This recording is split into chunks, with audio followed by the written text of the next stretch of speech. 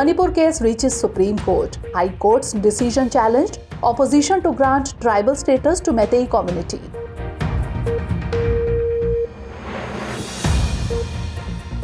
Supreme verdict on Delhi Centre dispute. Court gave a blow to the centre. Delhi government got the right to transfer officials.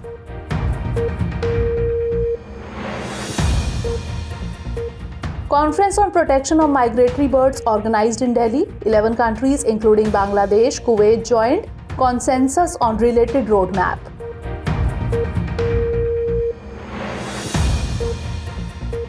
High-ranking officers of the army will be seen in the common uniform. New uniform code will be applicable from August 1. Return to 40-year-old path.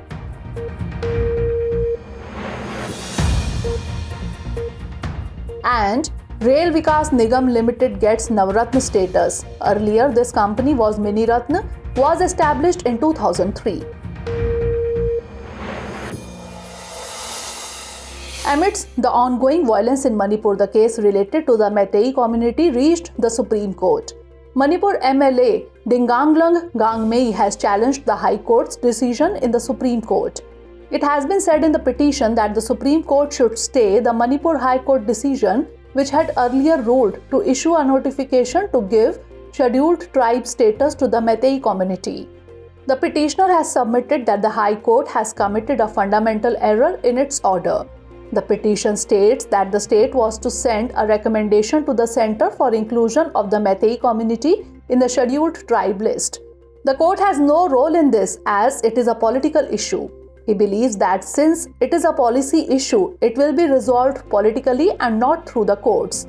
Also, the petition argues that the Meitei community is prosperous and does not need the status of a tribe. Let us tell you that due to the violence in Manipur, the Meitei community has become the center of discussion these days. The people belonging to this society settled in the Manipur region are also called Manipuri. Meitei is the largest community in Manipur and Meitei Pangal account for about 64.6% of the state's population. The Meitei community is mainly settled in the Imphal Valley region. However, a large part of their population resides in other states of the country as well.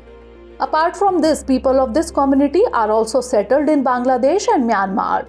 Significantly, there is a special procedure to get the ST category. Let us tell you that for the inclusion of a particular community in the scheduled tribe list, the first demand is made by the state or central government. The application then goes to the Union Ministry of Tribal Affairs and then to the Registrar General of India. Thereafter, a bill to amend the Constitution Scheduled Tribes Order 1950 is passed by both the houses of the Parliament.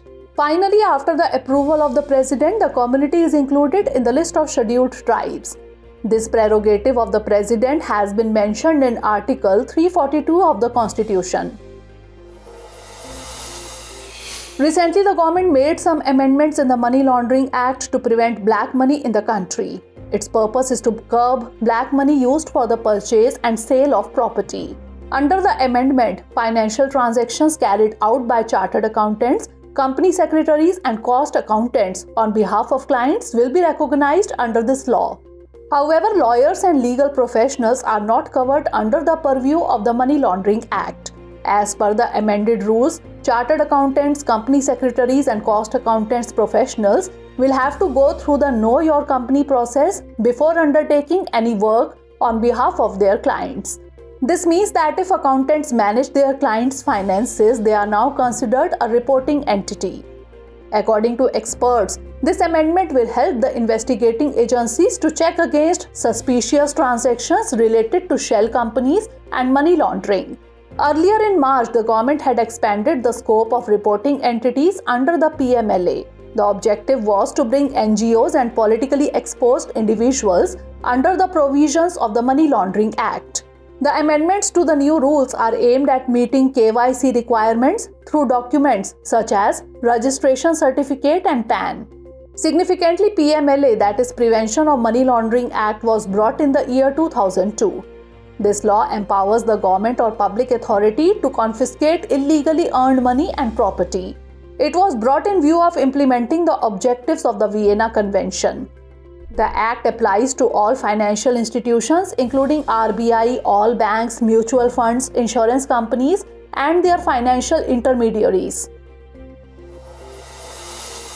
The panel constituted by the Ministry of Petroleum and Natural Gas has proposed to the government to ban diesel-powered four-wheelers by the year 2027. The committee has said in its proposal that there should be more use of electric and gas-powered vehicles to reduce emissions in cities with a population of more than 1 million and polluted cities. Significantly, India is one of the leading emitters of greenhouse gas in the world.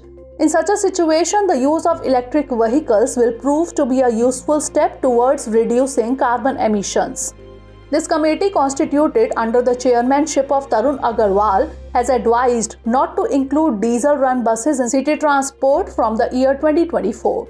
Along with this, from the year 2030, only electric buses have been insisted to be included in the list of city buses. Apart from road transport, the railway network has also been mentioned. It has been said in the report that the target of 100% electrification will be achieved by the railways in the coming 2 to 3 years. Significantly, India aims to increase the share of gas in the energy sector to 15% by 2030, which is just 6.2% at present. Keeping in view of the growing demand for green energy in future, the panel has also suggested underground storage of gas. In fact, more than 80% of the total diesel is consumed in the transport sector in India. In such a situation, the committee formed has proposed to the government to extend the time period of the FAME scheme while promoting the use of electric vehicles. The report also talks about registering only electric vehicles as new vehicles from the year 2024. The FAME 2 scheme was implemented by the Ministry of Heavy Industries and Public Enterprises for a period of 3 years from April 1, 2019. It also provides financial support for EV manufacturing and adoption. Supports providing affordable and environmentally friendly public transport options to the public.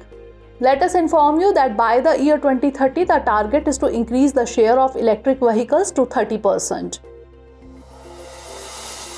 Recently, Abbott, a US-based multinational pharmaceutical company, published a public notice in newspapers. In this, people were alerted about a mislabeled batch of the drug which had unknowingly sent to the market. Although this phenomenon is common in the US, the recall of substandard or mislabeled drugs has not been observed in India. In such a situation, the experts have emphasized making a law immediately, highlighting the problem of sale of unapproved medicines. Basically, the process of taking back the drugs is called drug recall.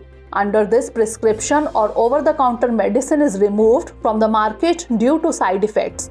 This process is invoked when there is a violation of laws and regulations governing the safety, efficacy, or quality of a drug.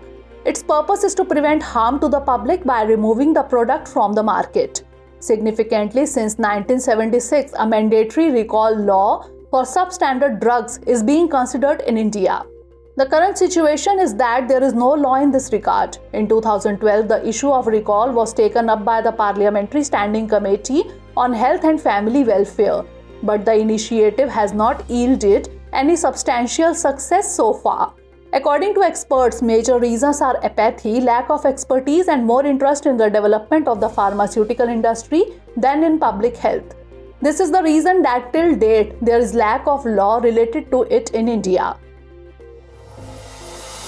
Amidst the ongoing tussle between the centre and the Delhi government, the Supreme Court has given a jolt to the central government. The bench headed by CJI D.Y. Chandrachud has given a major verdict in favour of the Delhi government. The court said that except police, law and order and land, rest of the powers will be with the Delhi government. The matter of posting and transfer of officers will also be in the hands of Delhi government. In fact, there was a tussle between the centre and the Delhi government over the control of administrative services for many years. After a long legal battle, the Supreme Court made it clear in its decision that the posting and transfer of administrative officers in the state will be with the Delhi government, and with this, the Lieutenant Governor will have to give preference to the advice of the Delhi government in administrative matters. The bench headed by CJI D.Y. Chandrachud also said in its decision that the government elected by the people needs to control the administration. Further, the Supreme Court said that the day-to-day administrative work related to the state rest only with the government elected by the people. This includes the IAS and the combined cadre posted in Delhi government departments. For your information, let us tell you that Delhi got special status after the recommendations of the S. Balakrishnan Committee. In the year 1991, Article 239AA was included in the Indian Constitution under the 69th Amendment Act. According to Article 239AA, despite being a union territory, Delhi will have a legislative assembly which will have the right to make laws in other matters except police, public order and land. Recently, the US FDA, that is United States Food and Drug Administration, approved the first vaccine against respiratory syncytial virus. RSV usually causes fever, cough and runny nose but can also cause more serious problems such as pneumonia and inflammation of the lungs in certain cases. This is the first time that a vaccine related to this infection has been approved. This vaccine was tested on about 25,000 people. In this, half the people were given a dose of vaccine and the rest were given placebo. The trial found that the use of the vaccine reduced complications of respiratory diseases such as pneumonia and bronchiolitis by up to 80%. However, the US FDA has currently recommended the vaccine dose only to people above 60 years of age and suffering from other diseases. Significantly, RSV is a respiratory infection that, like other influenza or rhinoviruses, spreads its legs across the country from time to time. Like any other infection, the effect of this virus also ends in 1 to 2 weeks. However, children less than 6 months of age and elderly people above 60 years of age are more vulnerable to this disease. Actually, the problem of pneumonia and bronchiolitis arises in this infection, which sometimes leads to the death of the patient. The health sector is playing an important role in improving human life with its new inventions day by day. In this sequence, nuclear medicine has emerged as a new hope to fight against serious diseases like cancer. Let us tell you that according to WHO, in the year 2020, about 10 million people died due to cancer. However, at present, some types of cancer are curable. Cervical cancer is one of them. The HPV vaccine is up to 100% effective in preventing cervical cancer. Today, many types of techniques are used to fight cancer. Among them, the best results have been obtained by nuclear medicine. Talking about the treatment of this serious disease, cancer experts said that while chemotherapy destroys cancer cells as well as healthy cells, on the other hand, nuclear medicine only targets cancer cells and destroys them. In this process, targeted therapy is given to the patient through nuclear medicine, which is also known as radioimmunotherapy or radioligand therapy. Healthy cells are less damaged in this process. According to experts, its side effects are less as compared to chemotherapy. However, the use of nuclear therapy is limited to specific types of cancer and is not currently suitable for all patients. Let us tell you that nuclear medicine not only cures cancer but also plays an important role in identifying the disease at the right time. Different types of cancer can be diagnosed with positron emission tomography scan. With the help of this technique, information about the location, size, and spread of cancer in the body is also obtained. Recently, RVNL, that is Rail Vikas Nigam Limited, got the status of a Navratna company. RVNL is expected to have enhanced powers, operational independence, and financial autonomy after attaining the Navratna status. Earlier in the year 2013, this company got the status of Mini Ratna. Let us tell you that any central public sector enterprise is divided into 3 categories on the basis of their profit and net worth. These categories are Maharatna, Navratna and Mini Ratna.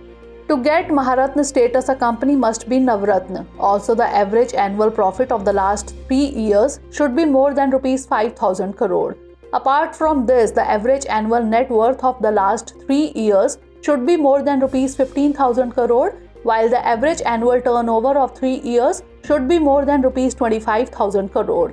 These companies are also required to be listed on the Indian Stock Exchange with the minimum prescribed shareholding under SEBI regulations.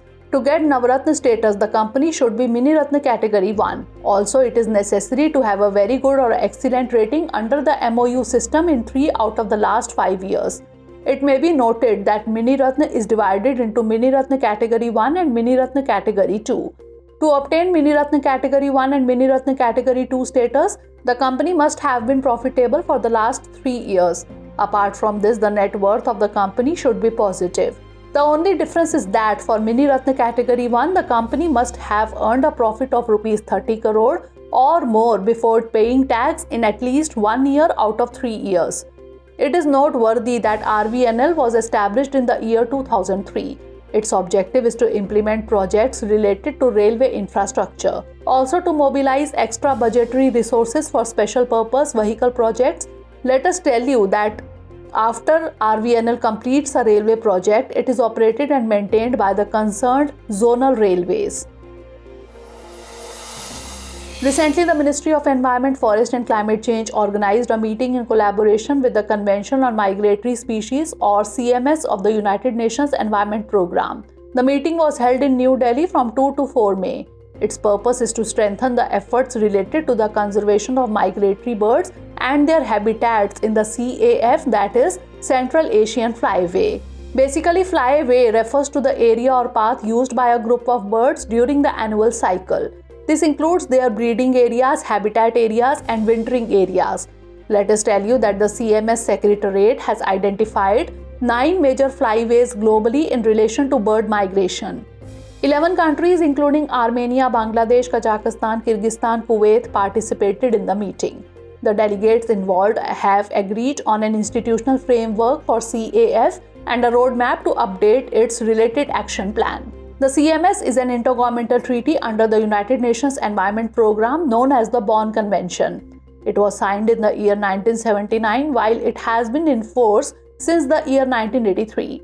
As of March 1, 2022, the CMS consisted of 133 parties. India became a party to it in the year 1983. 2 lists have been made under CMS. Its List 1 includes threatened migratory species, while List 2 includes migratory species requiring international cooperation. Recently, 2 Buddhist stupas were found in Bandhavgarh Tiger Reserve. One of these stupas is 15 feet and the other is 18 feet high. According to experts, it was used to keep the ashes of monastic heads. In addition, Buddhist pillar fragments from the 2nd and 3rd centuries have also been found, which are similar to the Chaitya pillars of the Bedse caves in Maharashtra. Earlier, the remains of a 2000-year-old society were discovered here. It included 1500 years old rock paintings and about 1800 to 2000 years old man-made water bodies. In the year 2022, about 26 Buddhist caves from 2nd to 5th century BC were discovered from here. According to experts, Bandhavgarh was part of an old trade route. When the traders passed through it, they used the rock-cut waves as their shelter. Along with this, they also say that this area has been under the Magh dynasty for a long time. After this, many other dynasties also ruled, which included Guptas, Gurjara Pratiharas and Kalachuri.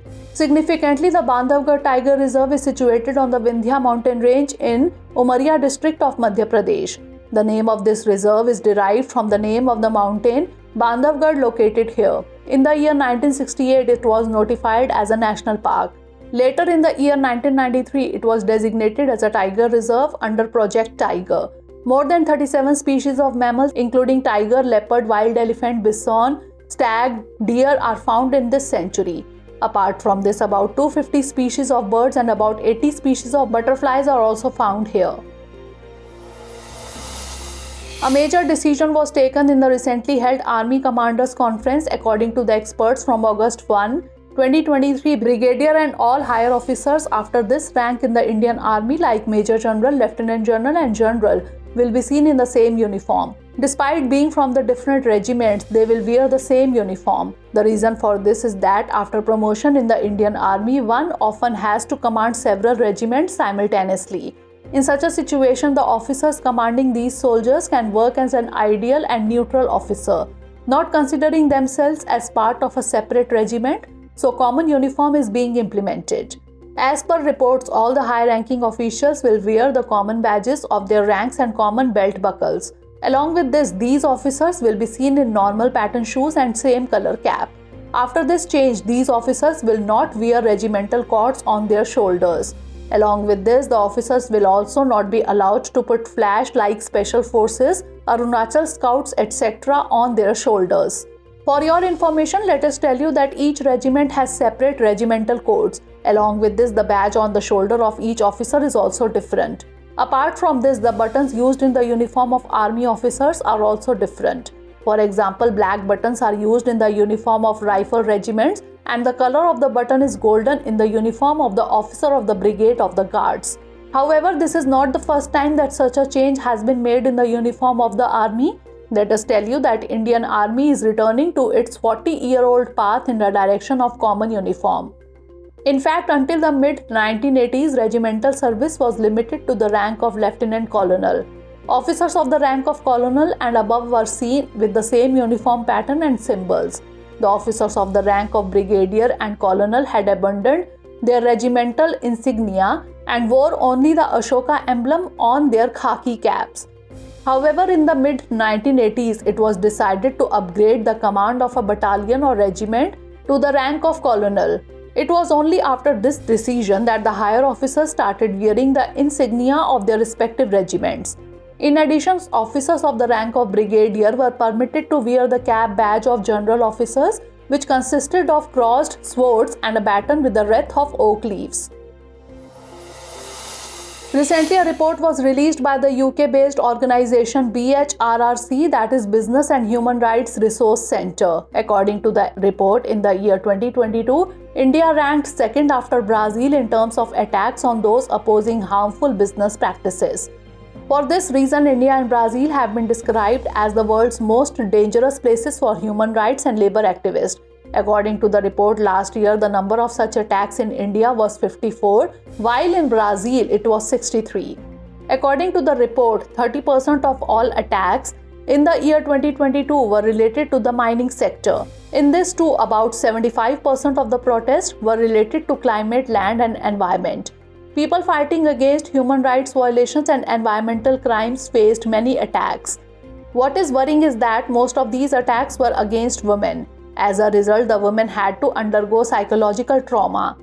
Harmful business practices include land acquisition and displacement, negative environmental and health impacts, and violations of the right to food and traditional livelihoods. The report suggests some measures for states, companies, and investors to prevent human rights violations. The report said that states should make certain laws to promote human rights, sustainable development, and a healthy environment. Along with this, it has been advised to enact a law to prevent such attacks. Now it's time for the practice questions based on the bulletin. Questions based on today's bulletin are: first question is, with reference to the recent violence in Manipur, consider the following statements. 1. The violence in Manipur is related to the grant of scheduled tribe status to the Meitei community. 2. Meitei is the largest community in Manipur. 3. Granting ST status to any community is the prerogative of the President under Article 342. Which of the statement or statements given above is or are correct? 1 only, 2 and 3 only, 1 and 2 only, or all of the above? Next question is, consider the following statements. 1. To prevent black money, the government has made some amendments in the Money Laundering Act.